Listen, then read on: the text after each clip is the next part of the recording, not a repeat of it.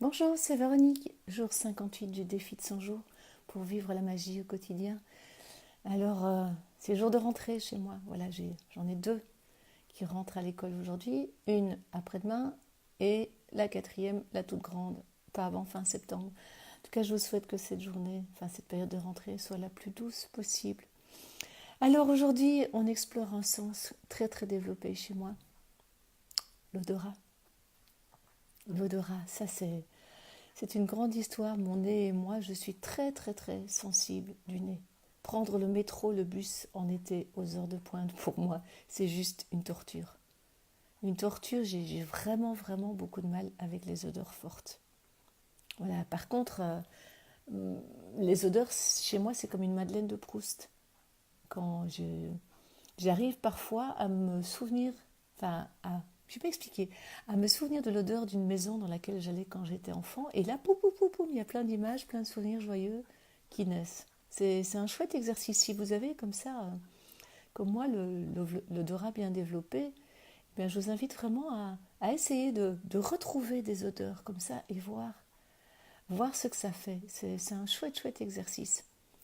Alors, autre chose, si vous ne l'avez pas lu, je vous invite à lire Le Parfum de David Suskind. C'est un de mes livres préférés. Dès la première page, les premières pages, ce bouquin pue. Il nous fait une description du marché matinal à Paris. C'est juste incroyable, cette histoire d'un homme qui avait le nez hyper hyper développé. Enfin bon voilà, je ne vais pas vous raconter l'histoire, mais c'est vraiment un très très beau livre on voyage à travers les odeurs, à travers le personnage Jean-Baptiste Grenouille. C'est waouh. Enfin, moi j'ai adoré. Personnellement j'ai adoré. Bon alors revenons-en à nos moutons, à notre nez. Donc je vous disais que moi depuis toujours je suis très très très sensible aux odeurs. J'ai des souvenirs liés aux odeurs, des endroits qui avaient des odeurs particulières et là je vous en parle et je vois un glacier chez lequel j'allais avec ma maman quand j'étais toute petite.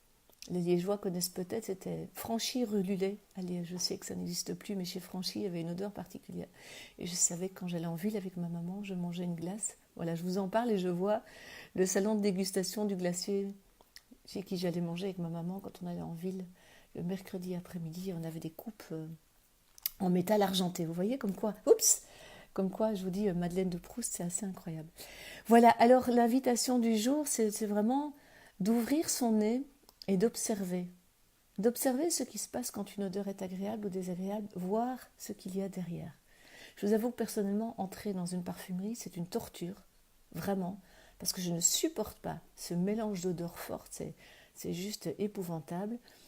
Quand je suis dans des stages ou des choses comme ça, les gens qui dégagent des odeurs de transpiration très fortes, pour moi, c'est quelque chose de compliqué. Donc l'odorat, voilà, c'est un sens très développé, mais j'ai vraiment envie aujourd'hui d'aller au-delà de l'attirance ou de la répulsion et voir ce qu'il y a derrière.